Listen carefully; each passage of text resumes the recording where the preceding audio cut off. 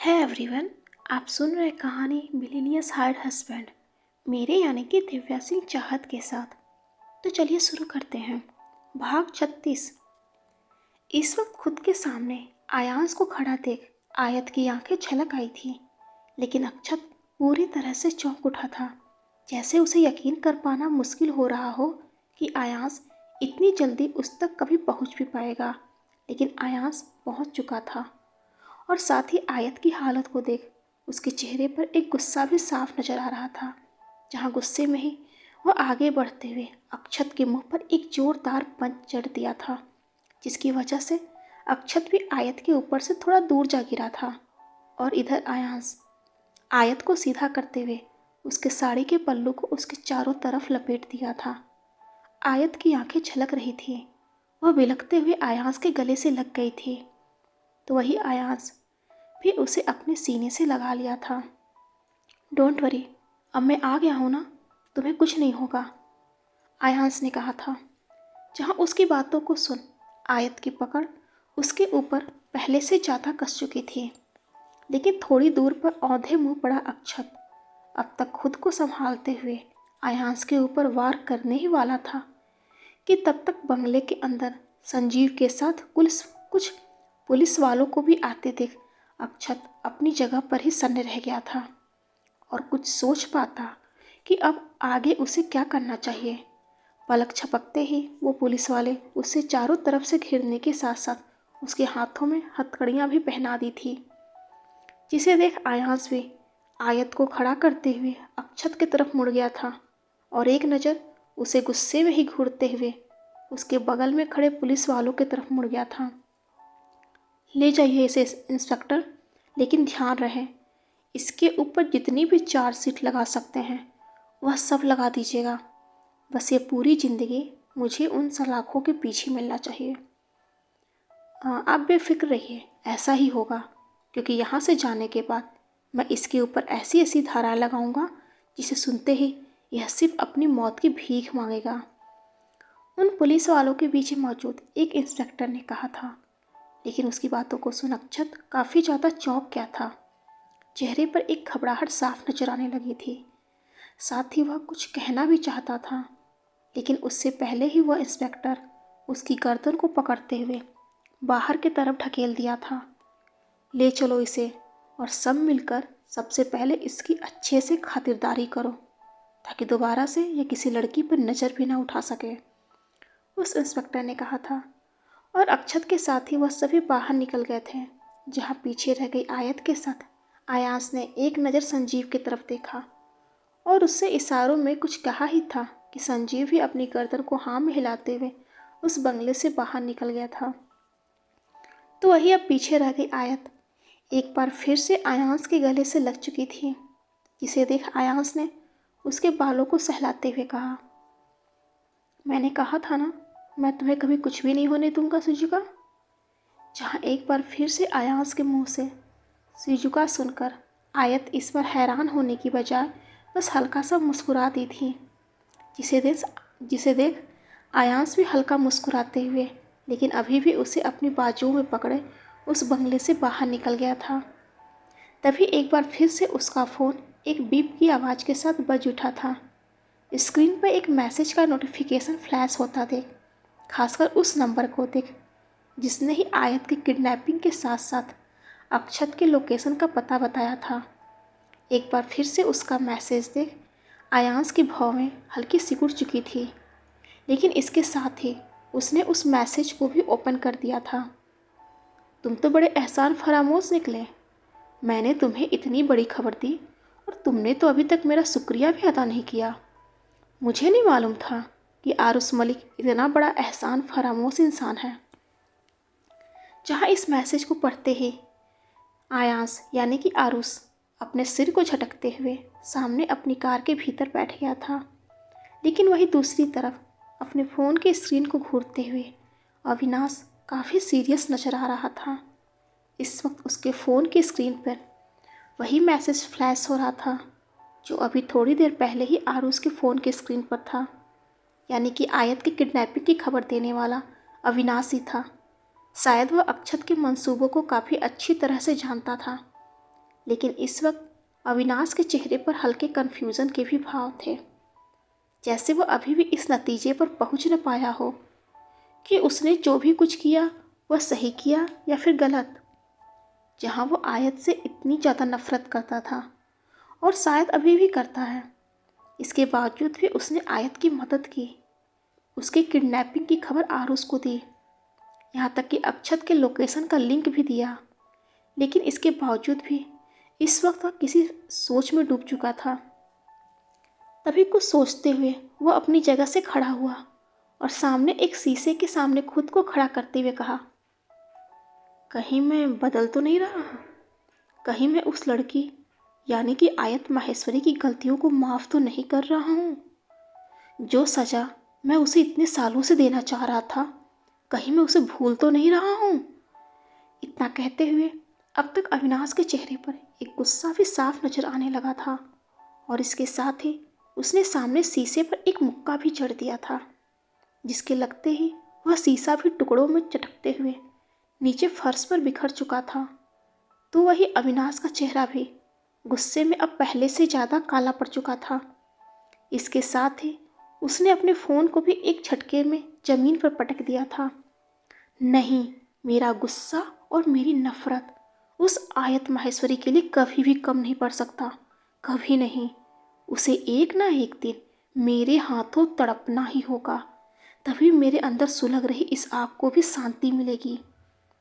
इतना कहते हुए ना जाने क्यों अविनाश के चेहरे पर एक तिरछी मुस्कान फैल गई थी और इसके साथ ही अपनी बातों को जारी रखते हुए उसने आगे कहा, क्या होगा अगर उसके सामने आरुष मलिक की सच्चाई आ जाए तो? उसे यह मालूम चल जाए कि जिस शख्स के साथ वो प्यार का और शादी का नाटक कर रही है, असल में उसकी पहचान क्या है। या फिर उसे यह मालूम चल जाए कि जिस शख्स के साथ मिलकर वह इस पूरी दुनिया को धोखा दे रही है, उन्हें बेवकूफ़ बना रही है, दरअसल वह शख्स खुद उसे एक धोखा दे रहा है, उसे बेवकूफ़ बना रहा है। फिर क्या होगा? इस बार अपनी बातों को कहते हुए अविनाश के चेहरे पर एक तिरछी हंसी फैल चुकी थी और साथ ही वो वापस से अपनी जगह पर जाकर बैठ चुका था। कैसा होगा अगर मैं इस खबर को मिस आयत माहेश्वरी के बर्थडे पर उन्हें एक सरप्राइज़ गिफ्ट के रूप में दूँ तो? शायद उन्हें ये सरप्राइज़ काफ़ी पसंद आएगा। इतना कहते हुए अविनाश एक बार फिर से तिरछा मुस्कुरा दिया था। तो उधर आयत को कार में बैठाने के बाद आरुष उस कार को आगे बढ़ा दिया था, लेकिन उसके चेहरे पर गुस्सा साफ नजर आ रहा था, जैसे कि उसे मालूम हो कि अभी थोड़ी देर पहले आयत के साथ जो कुछ भी हुआ था या फिर आगे होने वाला था, अक्षत के साथ और कौन कौन शामिल है और वो उन्हें अब अच्छे से सबक भी सिखाना चाहता है। तो उसके बगल में बैठी आयत आंखों के आंसू थम चुके थे, लेकिन उनमें एक मायूसी साफ झलक रही थी। साथ ही इस वक्त वह किसी सोच में भी खोई हुई थी, जिसका ध्यान आरुष की आवाज़ से टूटा था। देखा कि इस वक्त उसकी कार माहेश्वरी विला के बाहर खड़ी थी, तो वही आरुष उसके तरफ के गेट को खोलते हुए उसकी तरफ अपनी हथेलियों को बढ़ाए खड़ा था, जैसे कि वह उसे बाहर आने का इशारा कर रहा हो। जिसे देख आयत भी उसकी हथेलियों को अपनी हथेलियों से पकड़े कार से बाहर निकल आई थी, लेकिन तभी उसके व्यस्त कपड़ों को देख आरुष उसके ऊपर अपनी जैकेट को डालते हुए उसे विला के अंदर ले गया था, जहां अंदर मौजूद अंजना गुप्ता और सुलोचना के साथ साथ बसंत और राकेश गुप्ता आज उसकी हालत देख सन्न रह गए थे। उनकी आंखों में एक हैरानी साफ नजर आ रही थी। आयु, आप ठीक तो हैं? और आपकी यह हालत, ये क्या हाल बना रखा है? इतना कहते हुए अंजना गुप्ता काफ़ी जल्दबाजी में आयत की तरफ बढ़ गई थी, तो वह तीनों भी हैरानी में ही उसकी तरफ बढ़ गए थे। इस वक्त उन चारों के चेहरे पर एक चिंता व हैरानी साफ नजर आ रही थी, जैसे उन्हें इस बारे में कुछ भी न मालूम हो, या फिर उन्हें इस बात का अंदाजा तक नहीं था कि इन सब के पीछे अक्षत का हाथ है और उसे ऐसा करने के लिए खुद जगदीश माहेश्वरी ने कहा था। लेकिन वही आयत अंजना गुप्ता की बातों का कोई जवाब दिए बिना ही अपने कमरे की तरफ बढ़ गई थी, जिसके पीछे रह गया आरुष भी एक नज़र उन चारों को देखते हुए आयत के पीछे ही चल दिया था, जहाँ वो चारों अभी भी हैरानी में उन दोनों को ही चाहते हुए बस एक टक देखते हुए नजर आ रहे थे। तभी उन चारों के पीछे ही खड़े होते हुए जगदीश माहेश्वरी ने काफ़ी सख्ती में कहा था, अपने मंजिल तक पहुंचने के लिए हमें सबसे पहले इस लड़के को अपने रास्ते से हटाना होगा, क्योंकि जब तक ये लड़का इस घर में और इस लड़की की ज़िंदगी में रहेगा तब तक हम कभी भी अपने मकसद में कामयाब नहीं हो पाएंगे। लेकिन उनकी बातों को सुन वह चारों अभी भी थोड़े हैरान से और हक्के बक्के से नजर आ रहे थे, जैसे कि उन्हें जगदीश माहेश्वरी की कोई भी बात समझ में ना आ रही हो। तो वही उनके चेहरे पर उभर आए उन भावों को समझते हुए जगदीश माहेश्वरी ने इस बार भी काफ़ी गुस्से में ही कहा था, तुम चारों से अब कोई उम्मीद लगाना ही बेकार है। और वह अक्षत, जिसे मैं अपना शेर समझता था, लेकिन आज वह भी ढेर हो गया। तुम सब के सब निकम्मे और नकारे हो। जहाँ इस बार जगदीश माहेश्वरी की इन बातों को सुन उन चारों के चेहरे पर एक कन्फ्यूज़न का भाव उभर आया था, जैसे एक बार फिर से उन्हें जगदीश माहेश्वरी की बातें समझ में ना आई हों। लेकिन इन चारों में से अभी कोई उनसे कुछ पूछ पाता उससे पहले ही वह अपनी छड़ी पर अपनी पकड़ मजबूत करते हुए वहाँ से आगे बढ़ गए थे। तो ही पीछे रह गए वह चारों, बस एक दूसरे को सवालिया नज़रों से देखते हुए। एक नज़र जगदीश माहेश्वरी को जाते हुए देखते तो दूसरे ही पल उन खाली सीढ़ियों को देखते, जिससे अभी थोड़ी देर पहले ही आयत और आरुष अपने कमरे के भीतर गए थे। लेकिन अभी तक उन्हें कुछ भी समझ में नहीं आया था कि आखिर थोड़ी देर पहले क्या हुआ है। तो उधर दूसरी तरफ लॉकअप के भीतर कैद अक्षत का चेहरा इस वक्त काफ़ी जख्मी नजर आ रहा था। ऐसा लग रहा था कि जैसे किसी ने उसकी काफ़ी ज़्यादा धुलाई कर दी हो। चेहरे पर कई जगह काले धब्बे नजर आ रहे थे, तो वही होठों के कोरों से खून का हल्का रिसाव भी जारी था। साथ ही कपड़ों के भी चिथड़े बने हुए थे। वहाँ से झांकता उसका शरीर, जिन पर लाल धब्बे देखकर यह समझ आ चुका था कि उस इंस्पेक्टर ने आरुष से जो कुछ भी कहा था उसे वो पूरा कर दिया था। तभी लॉकअप में बैठे अक्षत के कानों में एक आवाज़ गूंजी, लेकिन खुद के सामने खड़े अविनाश मलिक को देख उसकी भौहें हल्की सिकुड़ चुकी थी। तभी चेहरे पर एक तिरछी मुस्कान के साथ अविनाश ने कहा, लगता है खातिरदारी में कोई कमी नहीं बची है। जहाँ अविनाश का इतना कहना था कि अक्षत अपनी जगह से खड़े होते हुए लेकिन थोड़ा लड़खड़ाते हुए अविनाश की तरफ बढ़ते हुए कहा, तुम यहाँ उस दिन मेरे दोस्ती के प्रपोजल को टुकड़ा कर आज तुम यहाँ क्या करने आए हो? कुछ नहीं, बस तुम्हारी बेवकूफ़ी को देखने आया था। बस ये देखने आया था कि तुम और तुम्हारे उस बुढ़े मालिक के पास कितना दिमाग है, जो बिना जांच पड़ताल किए ही उस आदमी से भिड़ने चल दिए, जिसका आज तक कोई कुछ भी नहीं बिगाड़ पाया है। इस बार अविनाश की इन बातों को सुनते ही अक्षत थोड़ा चौंक सा गया था, लेकिन वह कुछ कह पाता उससे पहले ही अविनाश ने आगे कहा, जब उसकी अपनी मौत भी उसका कुछ नहीं बिगाड़ सकती, तो फिर तुम मामूली सी इंसान उसका क्या ही बिगाड़ लोगे? ये तुम किसकी बात कर रहे हो? अविनाश की बातों को सुन अक्षत ने थोड़े हैरानी में ही कहा था। चेहरे पर एक नासमझी के भाव साफ नजर आ रहे थे, जैसे अब तक अविनाश की बातों को समझ न पाया हो। लेकिन खुद के किए सवालों के जवाब में अविनाश को हल्का मुस्कुराते हुए देख अक्षत ने आगे कहा, वो कौन है? जैसे अब तक वो समझ चुका था कि अविनाश किसके बारे में बात कर रहा है। तो ही अविनाश की बातों से भी यह साफ पता चल रहा था कि वह आयांश के बारे में काफ़ी अच्छी तरह से जानता है, जिसे जानने के लिए अक्षत ने उससे एक बार फिर से सवाल कर दिया था। तो वही उसके जवाब में अविनाश ने भी बस एक लंबी सी सांस को बाहर छोड़ते हुए इतना कहा था, कभी आरुष मलिक का नाम सुना है? आरुष मलिक?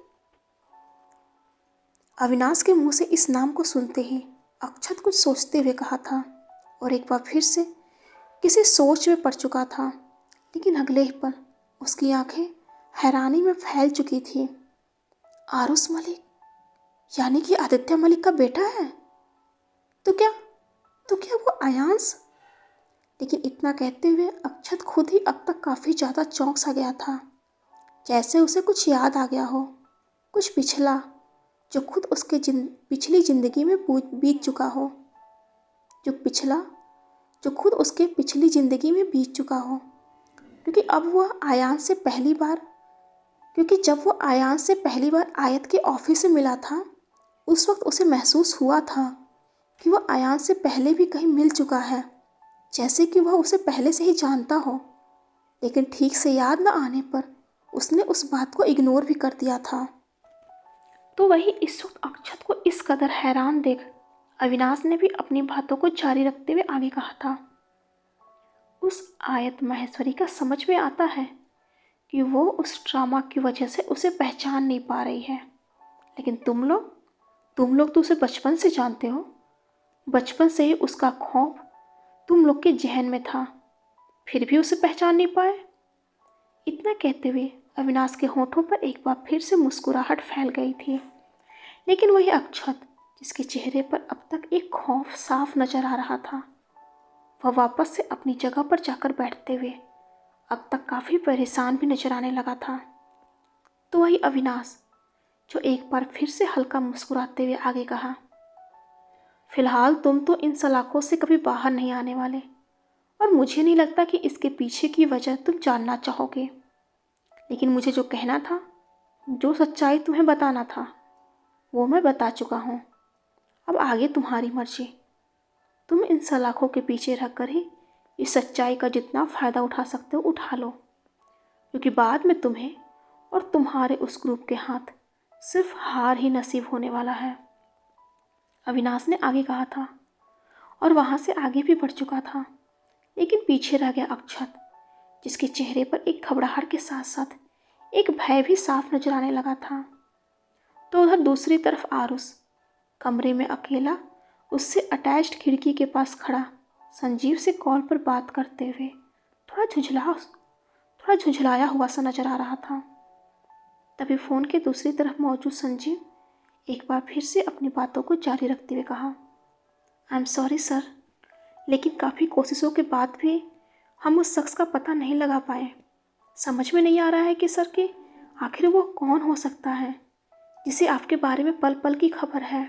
सिर्फ आपकी ही नहीं, वह मिस आयत के बारे में भी सब कुछ काफ़ी अच्छी तरह से जानता है। संजीव की बातों को सुन साथ ही कुछ सोचते हुए आरुष ने कहा, इस वक्त अविनाश कहाँ है? लेकिन उसकी बातों को सुन संजीव थोड़ा चौंक सा गया था। अविनाश सर उनके बारे में आप क्यों पूछ रहे हैं? लेकिन आरुष खामोश था, जिसे देख इस बार खुद संजीव ही अपनी बातों को जारी रखते हुए आगे कहा, सर कहीं आपको ऐसा तो नहीं लग रहा है कि इसके पीछे अविनाश सर है? मेरा मतलब कि आयत मैम से जुड़ी उस घटना की इन्फॉर्मेशन देने वाले वही थे। पिछले 2 दिन के उसके सभी लोकेशन की डिटेल चाहिए। वो किस वक्त कहाँ था, किन लोगों से मिला था, एवरीथिंग, आरुष ने कहा था, जिसकी बातों को सुन संजीव थोड़ा घबरा सा गया था। लेकिन वो कुछ कह पाता उससे पहले ही आरुष ने उस कॉल को डिस्कनेक्ट भी कर दिया था। तो वही आयत खुद को बाथरूम के भीतर शावर के नीचे खड़ा किए किसी गहरी सोच में नजर आ रही थी। शायद थोड़ी देर पहले हुई उन घटनाओं के बारे में सोच रही थी, जिससे बच आकर आरुष उसे सही सलामत घर लाया था। लेकिन तभी अचानक से उसकी आंखों में एक हैरानी साफ नजर आने लगी थी। उसने काफ़ी जल्दबाजी में शावर को बंद किया और खुद के ऊपर एक बाथरोब को लपेटे हुए बाथरूम के बाहर निकल आई थी, जहाँ सामने ही खड़े आरुष को पूरी तरह से इग्नोर करते हुए वह कमरे से ही अटैच्ड वार्डरोब की तरफ बढ़ गई थी और जल्दबाजी में अपने लिए एक ड्रेस निकाला और एक बार फिर से बाथरूम के अंदर शायद उसे बदलने के लिए चली गई थी, जिसे देख आरुष की भौहें सिकुड़ चुकी थी। लेकिन अभी वो कुछ समझ पाता उससे पहले ही आयत खुद को तैयार करते हुए कमरे से बाहर भी निकलने वाली थी कि इस बार उसे पीछे से टोकते हुए आरुष ने कहा, तुम कहीं जा रही हो? हाँ, ऑफिस। जहाँ आयत का इतना कहना था कि आरुष ने अब तक अपनी कलाई पर बंधी घड़ी को अपनी तरफ घुमाते हुए कहा, इस वक्त वहाँ क्या काम है? कुछ जरूरी डॉक्यूमेंट्स थे जिन्हें मैं आज ही क्लियर करना चाहती हूँ, आयत ने कहा।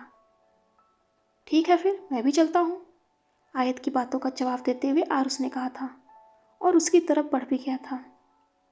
जहाँ आयत शायद उसे रोकना चाहती थी, लेकिन उससे पहले ही आरुष उससे आगे बढ़ते हुए कहा, रूही और रेहान की शादी के फंक्शन कल से स्टार्ट हो जाएंगे और परसों उनकी शादी है, इसलिए दोनों आज से ही छुट्टी पर हैं।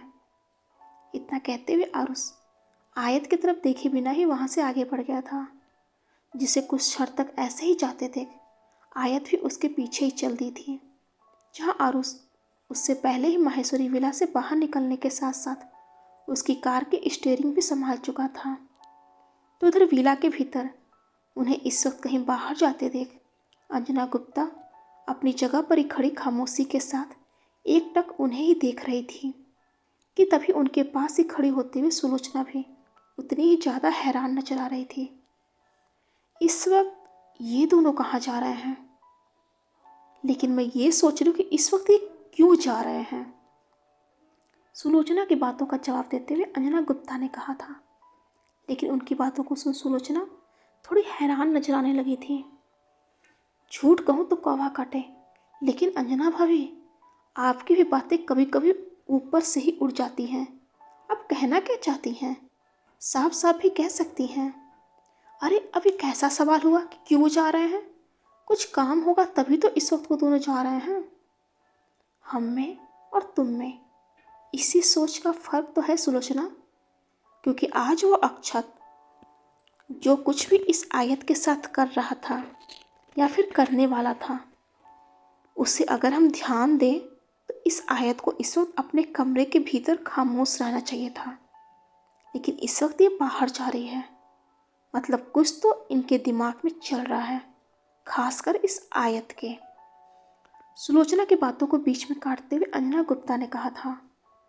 जहाँ उनकी बातों को सुन सुलोचना अभी भी उन्हें नासमझी में ही एकटक देख रही थी, तो उधर अपनी केबिन में बैठी आयत कुछ देर तक सामने खुले फाइलों के पन्नों को पलटने के बाद काफ़ी मायूसी से सामने बैठे आरुष की तरफ देखने लगी थी। तो वही आरुष जो इस वक्त काफ़ी नॉर्मल नजर आ रहा था, क्योंकि काफ़ी देर से आयत उस फाइल के पन्नों को पलट रही थी जिसे आज सुबह ही आरुष ने उसे कुछ सबूत के तौर पर दिया था, यानी कि जिसमें माहेश्वरी विला में ही रहने वाले सदस्यों के बारे में उनकी डिटेल थी, जिन्हें देखते हुए साथ ही इस वक्त आरुष को भी खामोश देख आयत ने इस बार एक हल्की धीमी आवाज में कहा था, आज जब अक्षत मुझे उस बंगले में लेकर गया था, उस वक्त उसका कहना था कि वो मुझसे शादी करना चाहता है, लेकिन किसी ने उसे मेरी इज्जत के साथ खिलवाड़ करने के लिए कहा था। आयांश, कहीं वो लोग मेरे अपने ही तो नहीं हैं?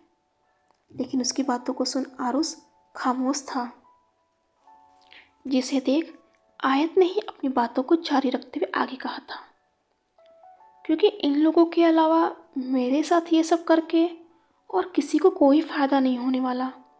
लेकिन एक सवाल ये भी है कि मेरे साथ ऐसा करके इन्हें क्या फ़ायदा होगा, क्योंकि जो कुछ भी मेरा है कुछ दिनों में वो सब कुछ तुम्हारा होने वाला है। फिर ये लोग मुझे इस तरह से। इतना कहते हुए आयत खामोश हो चुकी थी, तो वही आरुष शायद इस बार कुछ कहने वाला था, लेकिन एक बीप की आवाज़ के साथ उसका फ़ोन बज उठा था, जो किसी मैसेज का नोटिफिकेशन था। लेकिन उसे देखते ही आरुष अपनी जगह से खड़े होते हुए कहा, मैं बस 1 मिनट में आया, और उस केबिन से बाहर निकल गया था। जहाँ बाहर आते ही उसने काफ़ी जल्दबाजी में एक नंबर को डायल करते हुए कहा, यस संजीव, क्या रिपोर्ट है? सर, आपका शक सही था। आपको मिस आयत के बारे में वह सारे मैसेज देने वाला खुद अविनाश सर ही थे। आरुष की बातों को सुनते ही फ़ोन के दूसरी तरफ मौजूद संजीव ने कहा था। तो वही उसकी बातों को सुन आरुष बिल्कुल नॉर्मल था, जैसे उसे पहले से इस बात का अंदाज़ा था कि उसके पीछे अविनाश का ही हाथ है। तभी संजीव ने कहा, सर अब आगे क्या करना है? तो वही आरुष फिर जैसे किसी सोच में आते हुए कहा, अभी फ़िलहाल तुम अपने भाई की शादी की तैयारियां करो, बाकी सब मैं खुद संभाल लूँगा। इतना कहते हुए आरुष कॉल को डिस्कनेक्ट करने के साथ साथ पीछे मुड़ा ही था कि खुद के पीछे ही आयत को खड़ा देख वो थोड़ा चौंक सा गया था। भौवें सिकुड़ चुकी थी। तुम यहाँ? इस वक्त किसका कॉल था? जवाब में आयत ने खुद उससे ही एक सवाल पूछ लिया था, लेकिन जवाब में इस पर आरुष कुछ क्षण के लिए थोड़ा सकपका सा गया था। वो दरअसल रेहान का कॉल था। रेहान? आयत ने एक हल्की धीमी आवाज़ में कहा।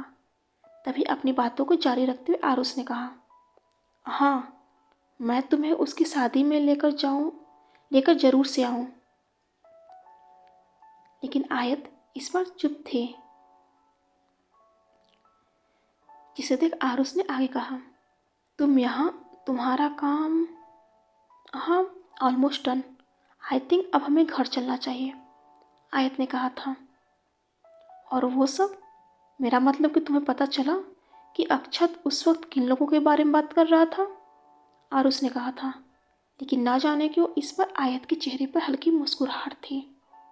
डोंट वरी, इस बारे में मैं जल्दी पता लगा लूँगी कि इस वक्त कौन मेरा दुश्मन बनकर घूम रहा है, आयत ने कहा और अपने ऑफिस से बाहर निकल आई थी, जिसके साथ ही आरुष भी था। लेकिन कुछ देर बीत जाने के बाद भी आरुष को एक खामोशी के साथ ड्राइविंग करते देख आयत ने कहा, ये रेहान और संजीव दोनों भाई हैं ना? जिसके जवाब में आरुष ने बस अपनी गर्दन को हाँ में हिला दिया था। तभी आयत ने आगे कहा, उनकी फैमिली में और कोई भी है? मेरा मतलब कि उनकी फैमिली में और कौन कौन है? कोई नहीं, माँ बाप बचपन में ही गुजर गए थे। फिर दोनों भाइयों ने ही खुद को संभाला और आज खुद को इस काबिल बनाया कि ये तो है, एक भाई माहेश्वरी ग्रुप में और दूसरा मलिक एंड सन्स में है। आयांश, ये बस एक इत्तेफाक है कि कोई सोची समझी प्लानिंग? जहाँ उसकी बातों का जवाब देते हुए आरुष अभी अपनी बातों को पूरा कर पाता, उससे पहले ही आयत की दूसरी बातों को सुन वह चौंक सा गया था और इसके साथ ही उसने अपनी कार पर एक जोरदार ब्रेक भी लगा दिया था। मैं कुछ समझा नहीं, आरुष ने थोड़ी हैरानी में ही आगे कहा था, जिस पर आयत ना जाने क्यों एक बार फिर से हल्का मुस्कुरा दी थी। नथिंग, वो बस मैं सोच रही थी कि दोनों भाई अपने टैलेंट की वजह से इतनी बड़ी कंपनी में एक अच्छे पोस्ट पर हैं, या फिर इसके पीछे कोई और कारण है, आयत ने कहा था।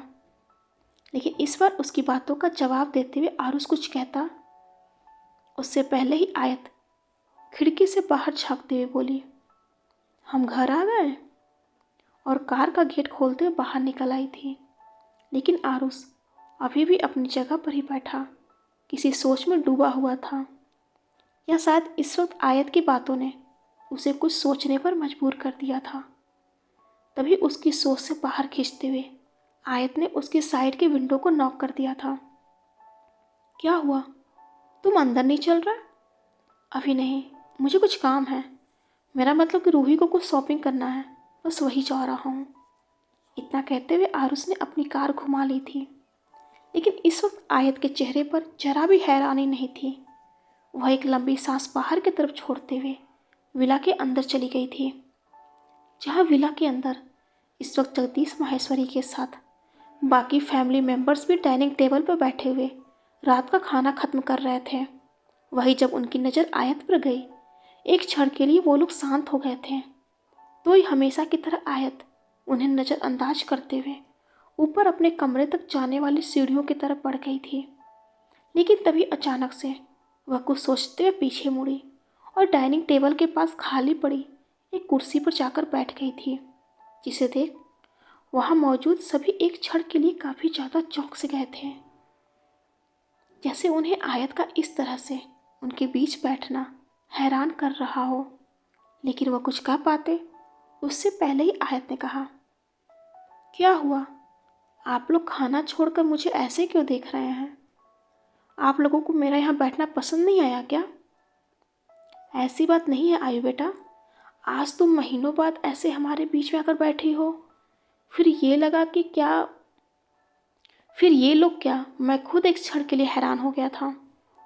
आयत की बातों का जवाब देते हुए जगदीश माहेश्वरी ने कहा था, और इस बार अपनी हथेलियों को आयत के सिर पर फेरते हुए आगे कहा था, ऐसे ही हमारे साथ बैठा करो, क्योंकि आज तुम्हें ऐसे देखकर मुझे काफ़ी अच्छा लगा। फिक्र मत कीजिए नानू, 2 से 4 दिन के भीतर सब कुछ आयांश के नाम हो जाएगा। ये घर, मेरी कंपनी, सब कुछ पर अब उसका नाम होगा।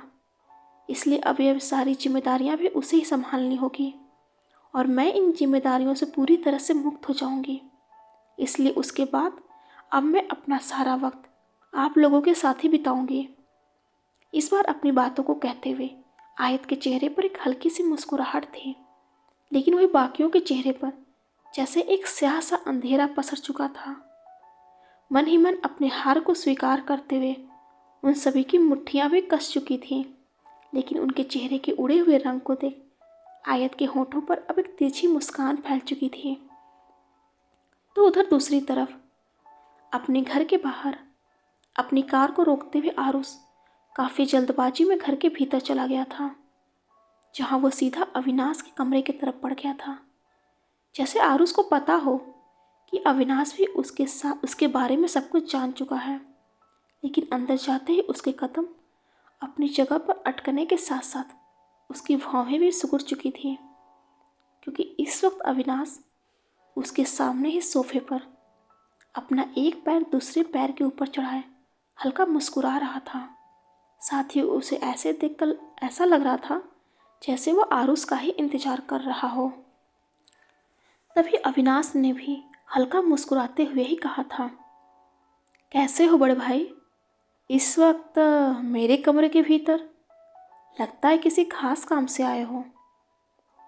तुम सब कुछ पहले से ही जानते हो, फिर ये अब तक नादान बनने की कोशिश क्यों?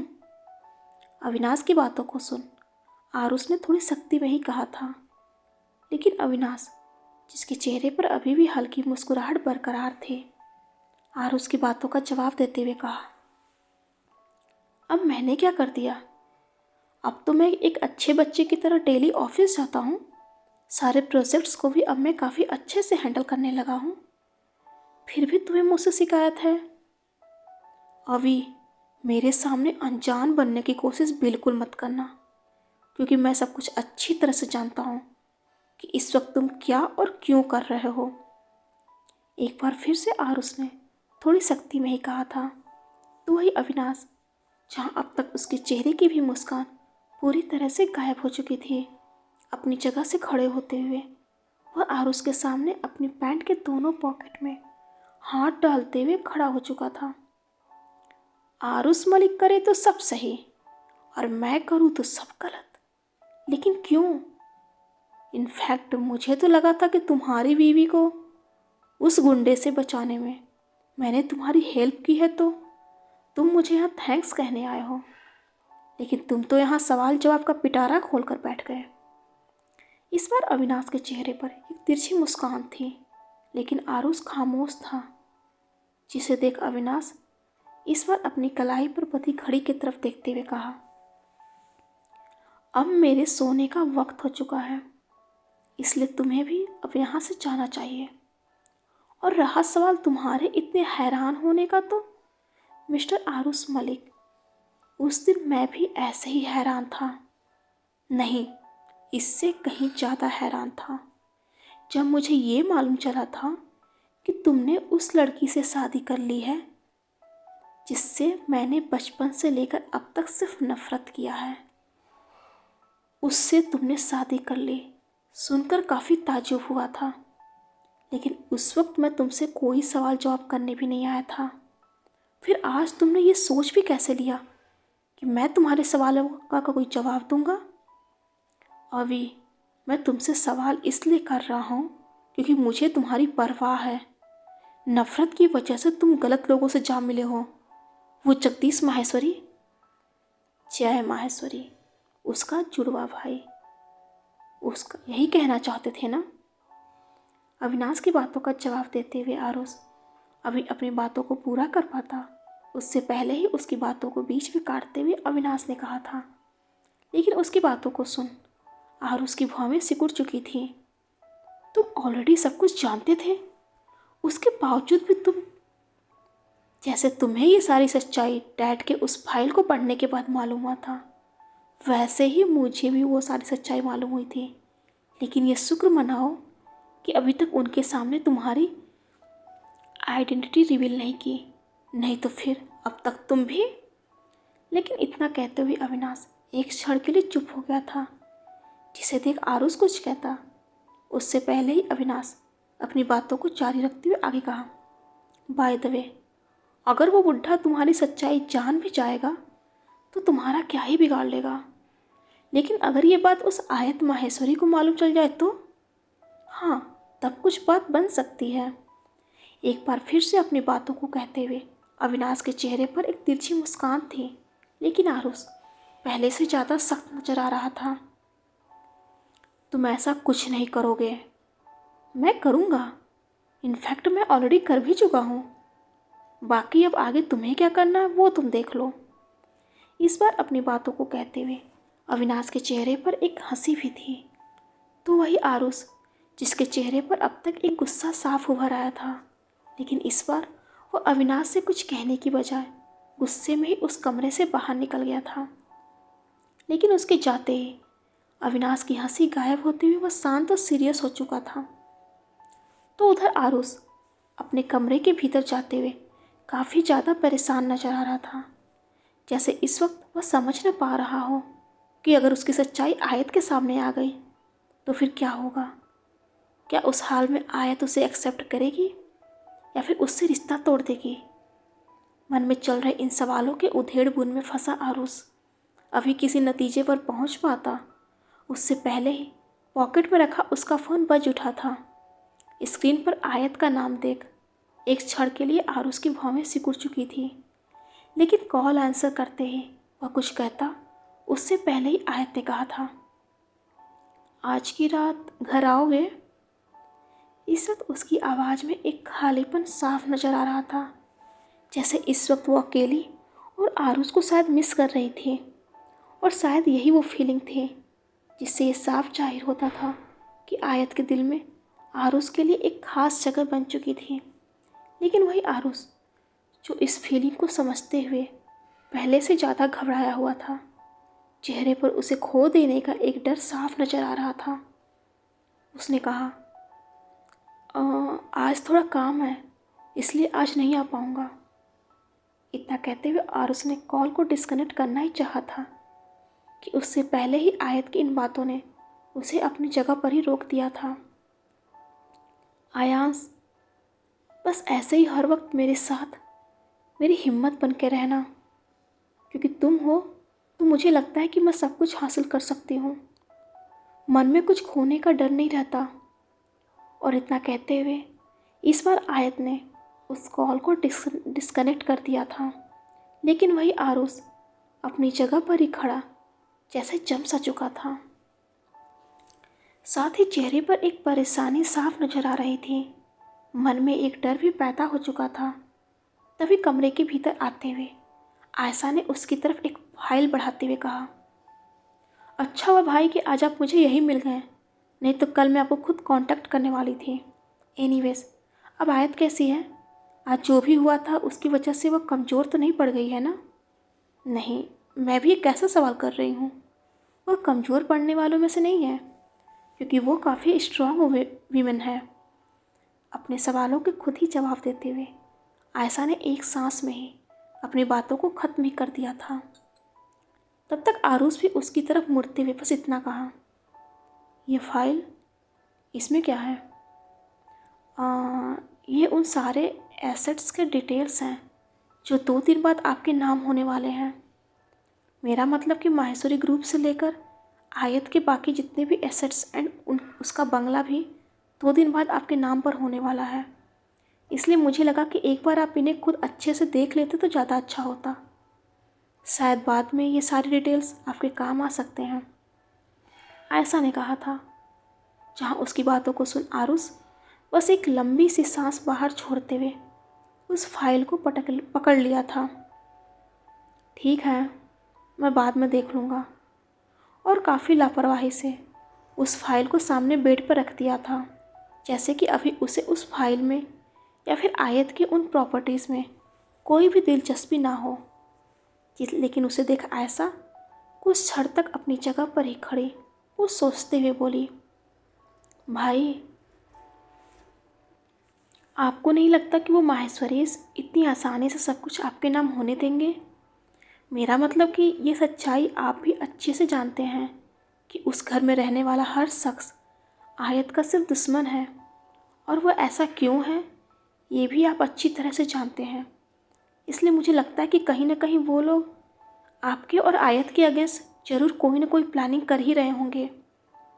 लेकिन आरुष अपनी जगह पर खड़ा खामोश था, जैसे वो आयशा की बातों को तो सुन रहा था, लेकिन जहन में कुछ और ही बात चल रही हो। तभी आयशा भी इन बातों पर ज़्यादा ध्यान न देते हुए आगे कहा, भाई, मेरी मानिए तो आप मौका देखकर आयत को अपनी सच्चाई बता दीजिए, क्योंकि अगर ये बात उसे किसी दूसरे से मालूम हुआ तो शायद आपकी बात बनने की बजाय और बिगड़ सकती है। लेकिन अगर अपनी सच्चाई आप खुद अपने मुंह से बताओगे तो शायद वो एक बार के लिए आपकी बातों को समझने की कोशिश करें। इसलिए मुझे लगता है कि जितनी जल्दी हो सके आप उसे अपने बारे में बता दीजिए, आयशा ने कहा, और अपनी बातों को कहते हुए वह आरुष के कमरे से बाहर भी चली गई थी। लेकिन एक बार फिर से आरुष किसी सोच में डूब चुका था, साथ ही चेहरे पर चिंता की लकीरें भी साफ नजर आने लगी थी। तो उधर दूसरी तरफ आयत आरुष से बात करने के बाद सीधा आगे बढ़ते हुए सामने रखे सोफे पर जाकर बैठ गई थी, जिस पर कुछ दिनों से आरुष रात में सोया करता था। उस पर बैठते ही आयत ने खुद के सामने खुले लैपटॉप के साथ साथ फाइल से कुछ पन्नों को भी उलटना पलटना शुरू कर दिया था। लेकिन कुछ वक्त बीत जाने के बाद भी उसके चेहरे पर एक झुंझलाहट साफ नजर आने लगी थी, जैसे कि वो जो चाहती है या फिर कुछ समझने की या कुछ ढूंढने की कोशिश कर रही थी, लेकिन वो उसमें सफल नहीं हो पा रही थी, जिस वजह से इस बार उसने उस फाइल को काफ़ी तेज़ी में पटकते हुए लगभग बंद कर दिया था, और उतनी ही तेज़ी में वह अपने लैपटॉप को भी बंद करते हुए थोड़ा झुंझला भी उठी थी। आखिर कुछ तो मिसिंग हो रहा मुझसे, लेकिन क्या? आखिर ऐसी कौन सी बात है जो सामने होकर भी मुझे नजर नहीं आ रहा? और खुद में ही बड़बड़ाते हुए वह अपनी जगह से खड़ी भी हो चुकी थी।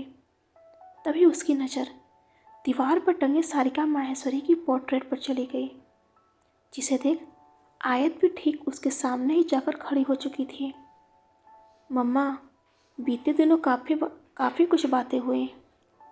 आपके उस वसीयत का सामने आना, फिर उसके बाद आयांश उसका मेरी ज़िंदगी में आना, और अब मम्मा, इस वक्त मुझे मेरे अपने ही दुश्मन नजर आ रहा है।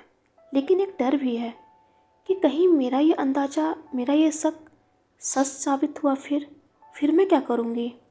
इतना कहते हुए आयत ने कुछ क्षण का विराम लिया, जैसे वह सारिका माहेश्वरी से अपनी बातों के जवाब का इंतजार कर रही हो, जिस वजह से अगले ही पल वो खुद अपनी ही बातों का जवाब देते हुए कहा, मम्मा, अगर उनका फरेब सिर्फ मेरे तक ही सीमित था तो फिर मैं उन्हें माफ़ कर सकती हूँ, लेकिन अगर आपके और डैड के उस एक्सीडेंट के पीछे उनका हाथ हुआ तो उनके कर्मों की सज़ा मैं उन्हें अपने हाथों से दूंगी, और वो सज़ा उतनी ही ज़्यादा बदतर होगी जितना वो कभी सोच भी नहीं सकते।